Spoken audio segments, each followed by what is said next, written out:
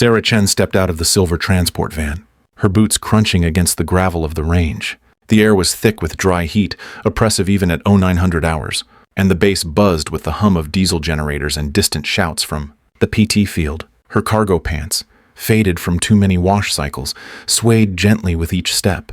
They screamed civilian contractor, as did the black zip-up jacket that hung loosely on her frame, too light for someone used to working outdoors. The laminated temporary clearance badge clipped to her left cargo pocket swung, with each stride, the picture on it showing a younger woman. Darker circles under her eyes, looking far more tired than she felt now. The heat made the air shimmer above the cracked pavement, but Sarah moved with a quiet purpose, eyes scanning the perimeter, noting the placement of vehicles and cataloging escape routes, a silent habit born from long-forgotten instincts that refused to die. She wasn't just any contractor. That much was clear even before the instructors noticed her. Master Sergeant J. Collis, leaning against the armory shack, took one look at Sarah and snorted. He exchanged a look with Staff Sergeant Mike Vanek, who was squinting at the paperwork through reading glasses he probably didn't need. Collis grinned, the kind of grin that came from years of seeing people like Sarah walk into the range with no idea what they were about to face. Non-combat support, he muttered, his voice loud enough to carry across the staging area. Vanek grunted in agreement, flipping through her file. Probably hasn't touched a rifle since basic training, he said, almost casually.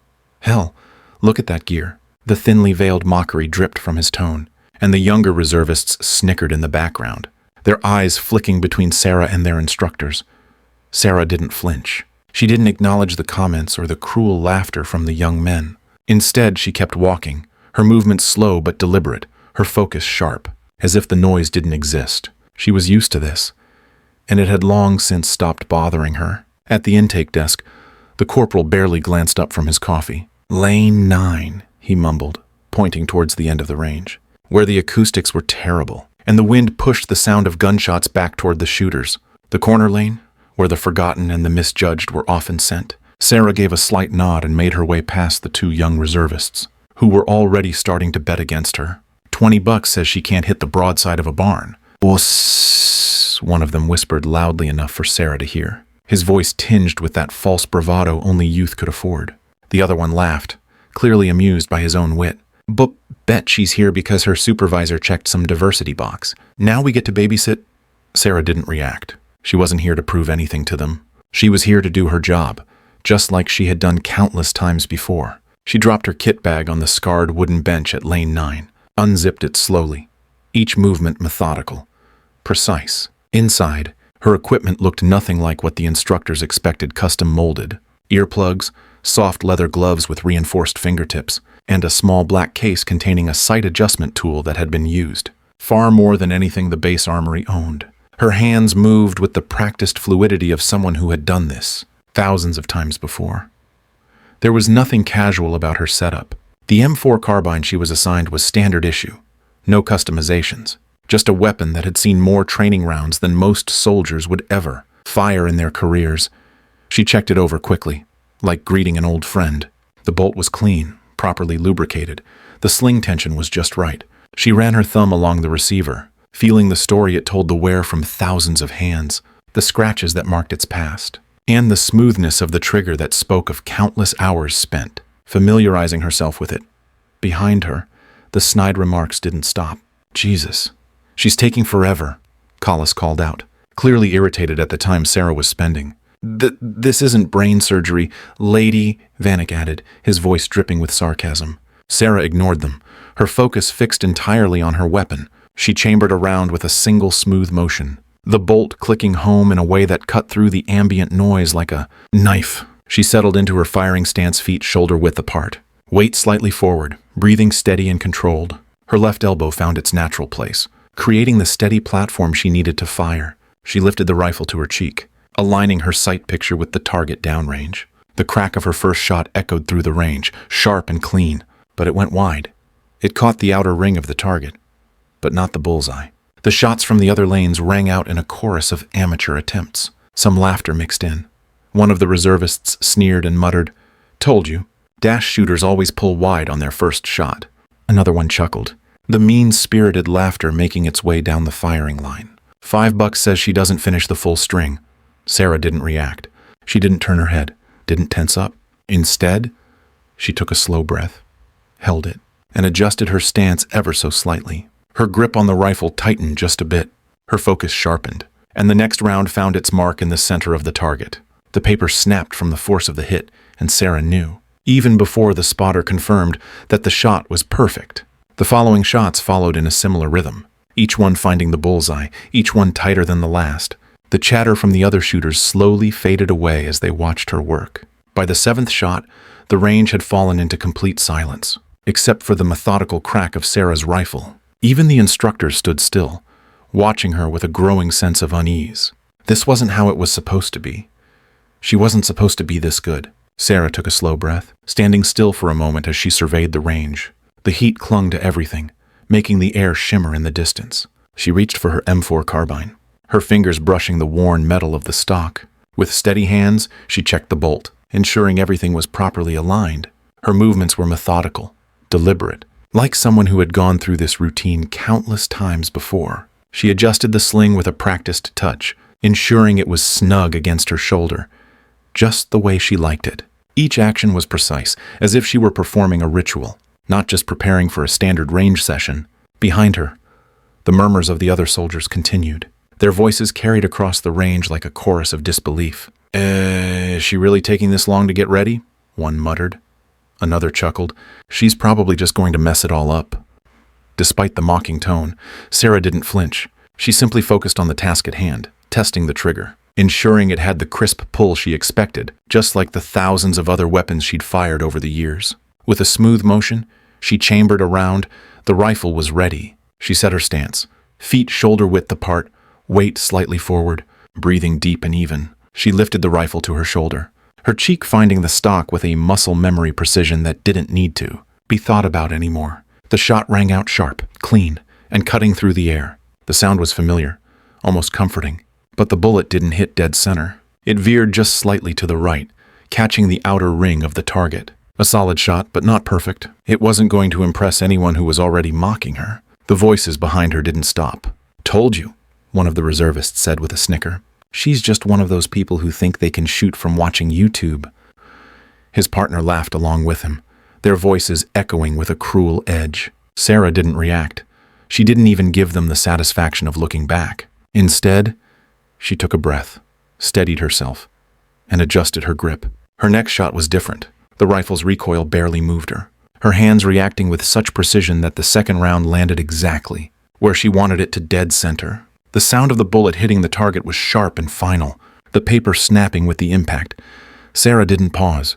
She fired again and then again. Each shot landed with precision, a series of well-placed hits that formed a tight cluster in the center of the target. The instructors and reservists began to fall silent, their eyes shifting toward her. Even Collis, who had been so eager to mock her earlier, now found himself squinting down the range, disbelief creeping into his expression. Sarah continued to reload, her movements fluid and efficient, as if the weapon were an extension of her own body. She ejected the spent magazine, inserted a fresh one, and chambered another round in one smooth motion. The sound was satisfying, crisp, professional. She didn't rush. Each movement was purposeful, controlled.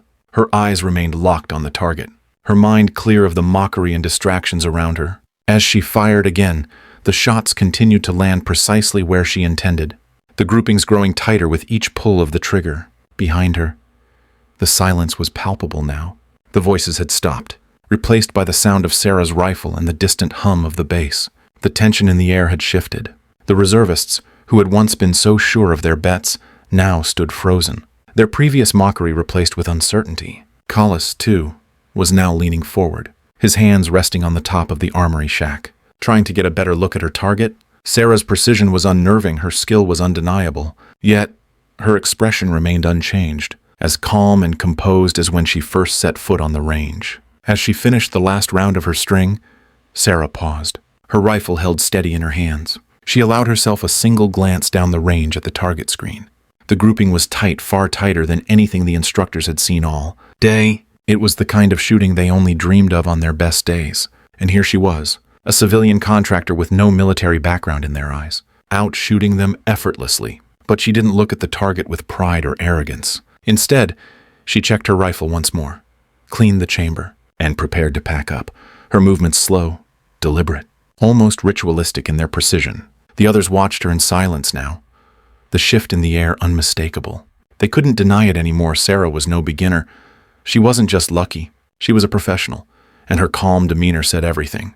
The mockery had died down, replaced with a quiet respect, though none of them had the words to say it aloud. Sarah, however, wasn't concerned with their respect. She was just here to do her job. The quiet buzz of the range was interrupted by the distinct sound of boots. Against gravel, steady and measured, each step deliberate. Commander James Mitchell entered, his presence immediately commanding the attention of everyone in the vicinity. His uniform was sharp, worn with the kind of experience that showed through every crease and fold. A small scar above his right eyebrow caught the sunlight, adding to the ruggedness of his face, a face that had seen more than its fair share of conflict. He paused for a moment at the entrance of the range, scanning the scene with a calm but piercing gaze. His eyes moved over the soldiers, the instructors, and the reservists, as if taking inventory. But then, as if by instinct, his gaze locked onto Sarah. The moment stretched, the air seeming to thicken as the world around them slowed. There was no immediate shock, no surprise on his face, only recognition. Something deeper passed between them, an unspoken understanding that Sarah could feel but could not explain. She did not look up from her rifle. Not at first, though she could feel his gaze on her. The sound of distant chatter and laughter from the other soldiers seemed to fade as Commander Mitchell began to move toward her, his footsteps purposeful and measured. Each step he took toward her was like a ripple in the air, spreading out into the tension of the scene. The mood shifted subtly but unmistakably where there had been mockery. Now there was an uneasy quiet. Sarah remained still, her hands steady on her M4 carbine, her grip unshaken. The feeling of his eyes on her was familiar, but not one she had expected here. Not like this. She kept her focus, aligning her sights with the target, adjusting her stance with the same fluid motion that had become second nature. Her breath remained steady, the weight of his approach barely registering in her mind, despite the stirring recognition deep within her. Sarah had no intention of acknowledging him first. She had not come here for this moment. She had come to shoot, to do her job, and that was what she would continue to do. Mitchell reached her lane, his boots silent now against the gravel. He stopped beside her, standing just out of her peripheral vision. For a moment, there was no movement, just the distant hum of the bass and the faint, rhythmic crack of Sarah's rifle as she fired again. Then, in a voice so calm it felt almost weightless, he spoke. "Still shooting with that inside shoulder bias?" he remarked, his tone flat but laced with years of experience. The words, though simple, carried weight. They were not the words of a man who had simply walked up to critique. They were the words of someone who knew exactly what he was looking at, someone who had seen this before, in ways Sarah herself might not even fully remember. She paused for a brief moment, just a flicker, the briefest crack in her carefully constructed mask. Her body stiffened slightly, the first sign that she was truly aware of his presence. She slowly turned her head, her eyes locking onto his. For a moment, everything else disappeared. "Commander," she said quietly, her voice calm but tinged with a slight edge, as if the recognition was not entirely welcomed. She had hoped to remain invisible, just another contractor moving through the motions, but there was no escaping it now. Mitchell's lips twitched into a small, knowing smile. He was a man who had seen her before. He had known her when she was part of something much larger than a civilian, contractor on a range. For a moment, they both stood there, the silence heavy between them. The tension was palpable, not from animosity, but from the weight of shared history that neither of them wanted to confront just yet. Mitchell's eyes studied her with a quiet reverence, as though assessing not just her skills on the range, but the person she had become in the years since they last spoke.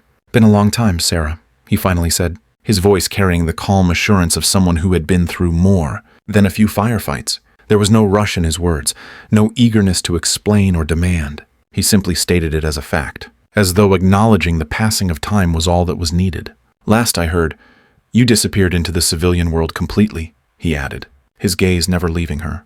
The words held a weight that Sarah felt in the pit of her stomach. She had disappeared, yes, but not entirely. There were pieces of her past that she couldn't bury, and Mitchell had known that all along. Sarah didn't reply immediately, her gaze flicking down to the rifle in her hands. She could feel the moment slipping away, but she couldn't quite grasp it. She had hoped to leave this part of her life behind, to be someone new, someone unremarkable. But here, in front of Mitchell, all of that seemed to crumble like dust in the wind. Instead of responding with the words she knew were coming, she simply adjusted her stance again, firing another shot into the target. Her body moved automatically, the same rhythm as always, but her mind was far away, caught between the present and the past. Mitchell was still there, standing beside her. His gaze had softened, but there was still a quiet authority in the way he watched her. Sarah knew he was waiting for something, maybe for her to crack, maybe for some recognition, some acknowledgement of who she had once been, but all she did was reload. "You have my file," she said at last, her voice steady and almost cold. "The file says non-combat support." Her eyes returned to the target, the distant sound of Mitchell's footsteps echoing behind her as he watched in silence. But he wasn't fooled, and she knew it. It wasn't her file that had brought him here. It was something deeper, something that only he and she truly understood. "That grouping says otherwise," he said, almost to himself. As he studied her shots, he was right. The grouping was tighter than anything the instructors had seen, far more precise than they had ever expected from a contractor. But it wasn't just the shots, it was everything about Sarah. Everything about the way she moved, the way she operated, the calm focus that radiated from her like a silent storm. As the conversation came to a quiet close, it was clear to both of them that this was just the beginning of something bigger, something unspoken. Mitchell didn't need to say much more. The recognition in his eyes had already said everything. Commander Mitchell stood still for a moment after Sarah's quiet admission.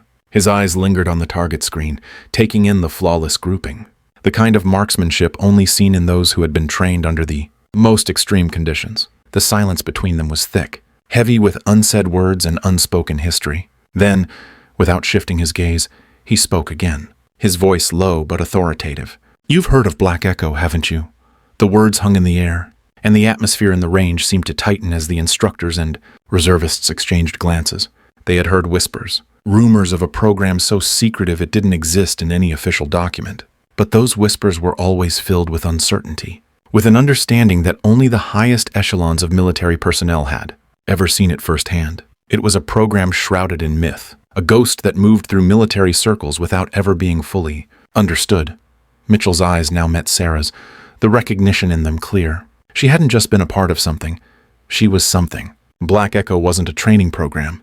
It was a crucible, a place where only the most elite were forged. It was for those who would go beyond the boundaries of conventional warfare, those who would never ask for recognition, yet their actions would change the course of missions, of lives.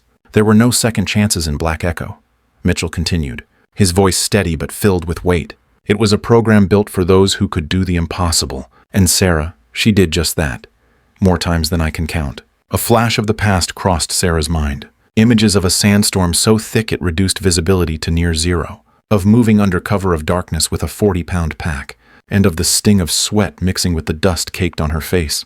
There had been no room for mistakes then. She had been sent to rescue 12 contractors, pinned down behind enemy lines in territory so hostile, it was considered a death sentence to enter. Their extraction had been impossible due to the weather, and any kind of air support had been ruled out by political constraints. Command had written them off as expendable, but not Sarah.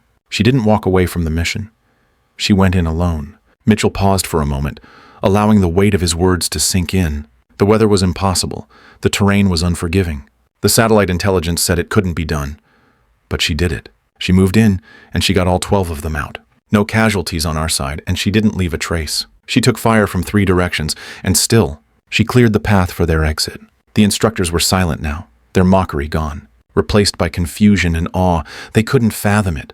This woman, this civilian contractor who had walked onto the range so unnoticed, had just become the stuff of legends.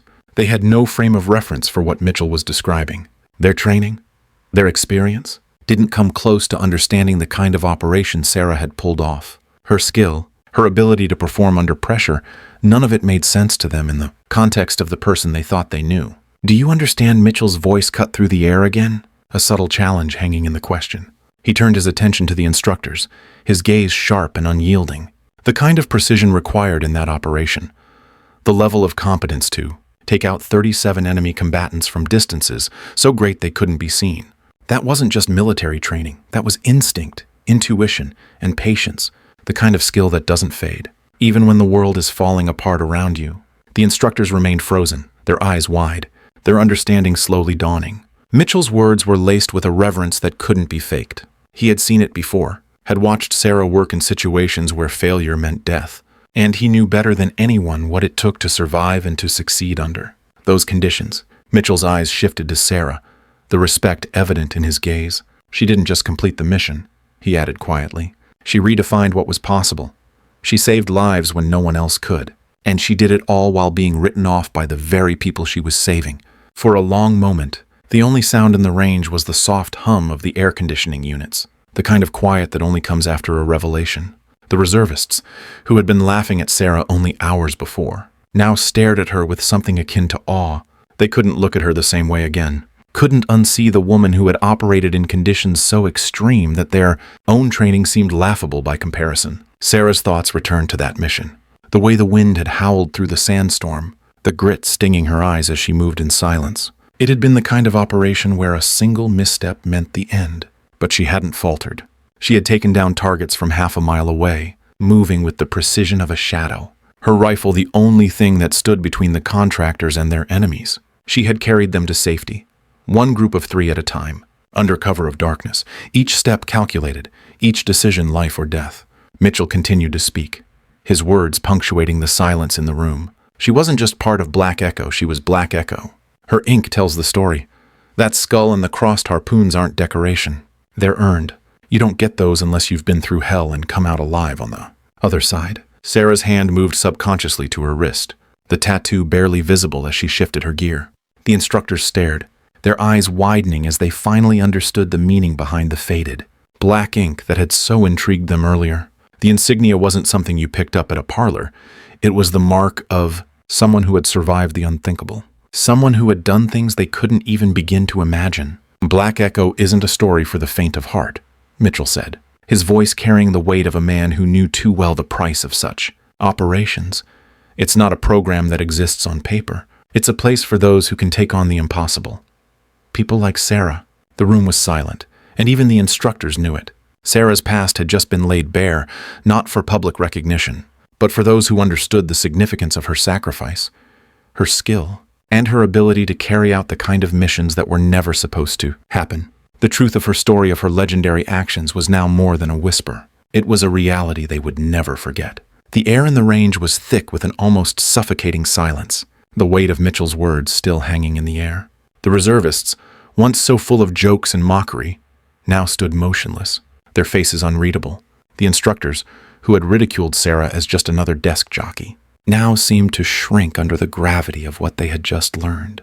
Their eyes flicked between Sarah and each other, a sense of unease growing as the reality of her past began to sink in. They hadn't known her. None of them had, not truly and now, in the wake of the revelation, not I am my knee, Mike. They couldn't help but feel the sting of their own ignorance. Hollis, the younger of the 2 reservists who had laughed at Sarah, was the first to break the stillness. He didn't say a word. Instead, he walked slowly over to the joke board that had been the subject of so much ridicule earlier in the day. The camera followed his movements, lingering on his face as he stood in front of the board. His hand hesitated for a brief moment before he reached up and gently removed the paper with Sarah's name scrawled across it, the one that had mocked her earlier attempts. There was no fanfare, no dramatic pause, just a quiet, almost reverent motion as he crumpled the paper in his hand.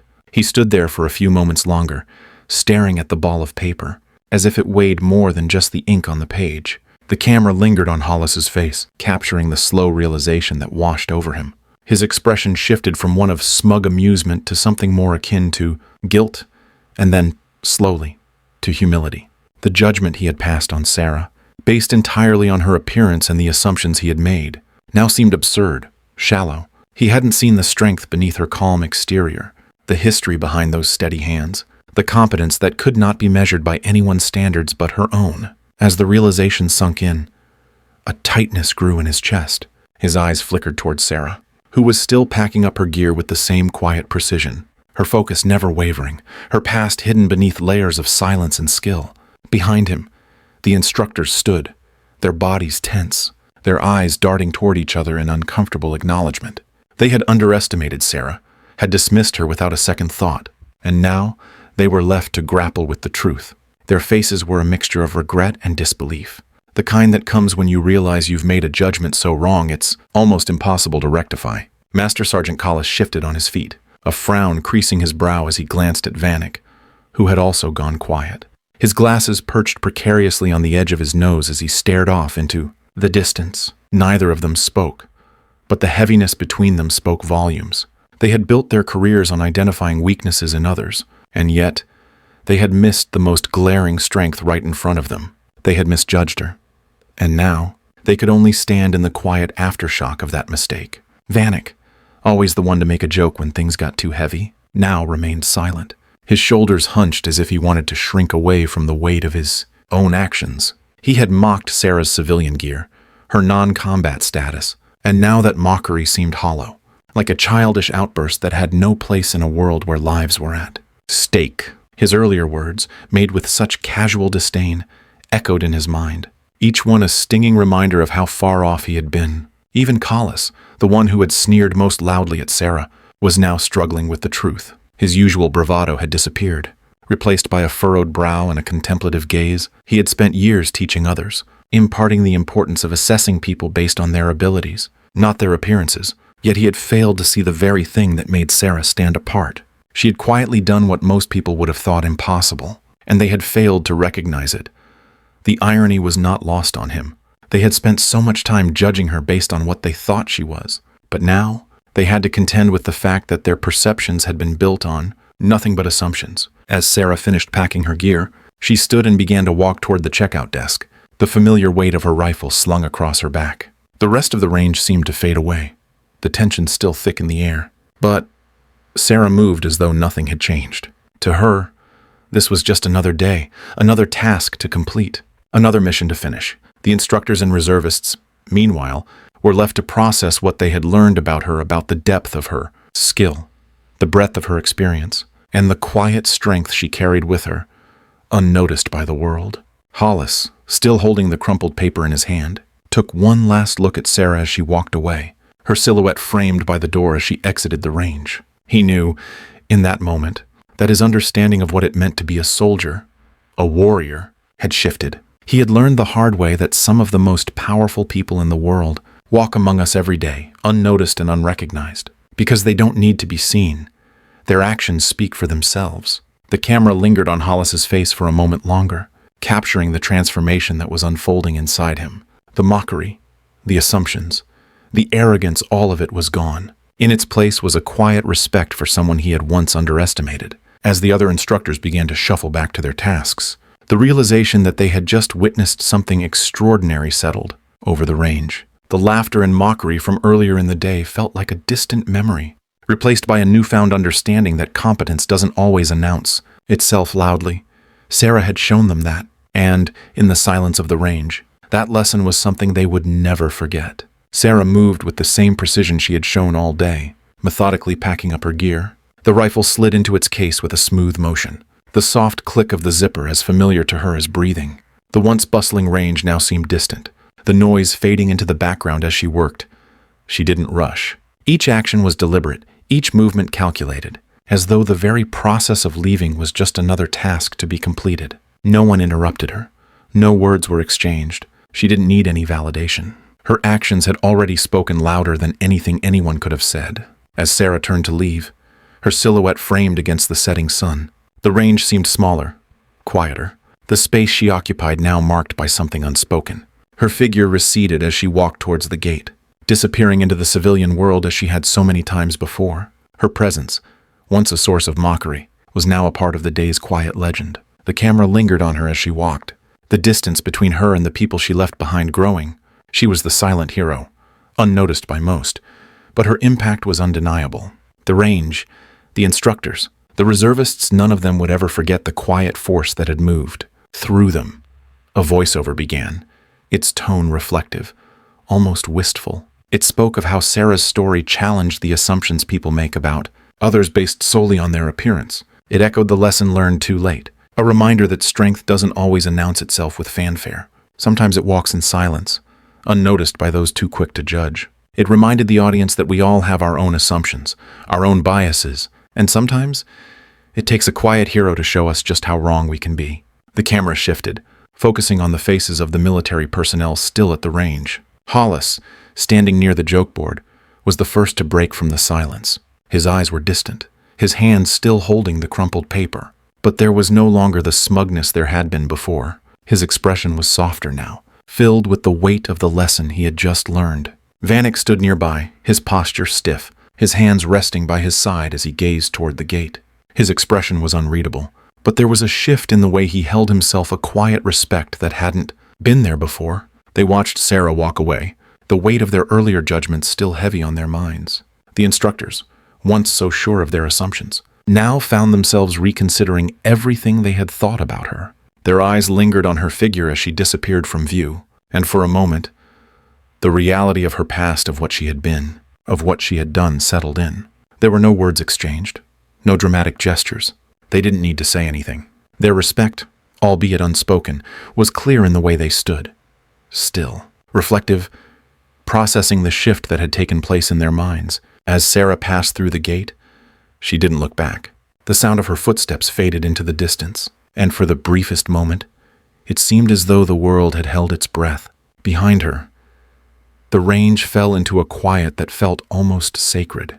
The once laughing reservists, the snide remarks, the mocking comments, they were all gone, replaced by something more profound. In the silence, there was only the understanding of what had just been witnessed. The camera stayed on the gate for a moment longer, capturing the final moments of Sarah's departure. Then, with a slow fade, it shifted back to the instructors and reservists. Hollis, still holding the paper, let it slip from his fingers, the crumpled remnants of his earlier judgment falling to the ground without a sound. Vanek, his arms crossed, was lost in thought, his gaze still fixed on the spot where Sarah had disappeared. The quiet reflection on their faces spoke volumes. The story had ended, but the impact remained, etched into the memories of those who had witnessed it. Sarah was gone, but her legend, quiet, unacknowledged, yet undeniable, would stay with them forever. Her actions had not just changed the way they viewed her, they had changed the way they would see every person they met from then on. The final shot showed Sarah walking into the world beyond the wire, her figure small but resolute, leaving behind a legacy that would never be told in headlines or celebrated. With parades, sometimes heroes don't need recognition. Their strength is enough, and their stories are remembered by those who truly understand what it means to be silent and strong. As the screen faded to black, the voiceover began, its tone soft but firm, inviting the audience into a moment of reflection. Have you ever misjudged someone based on their appearance? The question lingered in the air, a gentle prod toward introspection. The voice continued, its cadence slow, deliberate. We've all done it. We've all seen someone and made assumptions about their abilities, their worth, their story based on what we see on the surface. But Sarah Chen, like many silent heroes, proved that the greatest strength often hides in plain sight. The screen then shifted, showing brief flashes of Sarah's silhouette walking away from the base gate, disappearing into the civilian world she had quietly occupied for so long.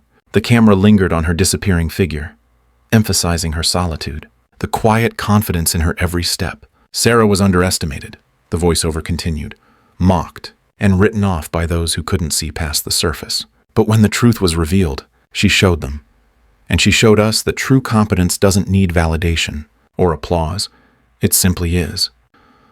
The music that had accompanied the story shifted, its tone now reflective, somber, with a note of respect that seemed to carry through every note. Sarah's story challenges us to look beyond appearances. The voiceover continued, to recognize the value of quiet professionals in our lives, the ones who don't seek attention, who don't ask for recognition, but who carry out extraordinary feats every day, often without a word. The camera focused on the empty range. The instructors and reservists left to process everything they had witnessed.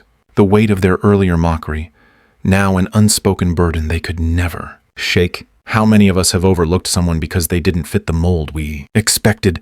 The voiceover asked, its tone growing more resolute. It's time we change that. It's time we look past the surface and recognize the competence, the dedication, the strength, and the quiet heroism in those around us. Every silent warrior deserves respect, even if their story is never told. The voiceover paused for a moment, allowing the words to sink in before the final powerful message. Legends don't always walk with fanfare. Sometimes they walk silently among us, their actions speaking louder than any words ever could. The camera slowly zoomed in on the empty gate, the screen slowly fading to black. Remember, this quiet heroes are everywhere. All it takes is the courage to look beyond the surface and truly see the strength in those around us. The screen remained dark for a beat longer. Then the final words appeared, bold and simple: respect the quiet warriors in your life. They deserve it. With that, the video ended, leaving the audience with a lingering sense of respect and introspection, urging them to reconsider how they perceive the people in their own lives, and to recognize the quiet power that often goes unnoticed.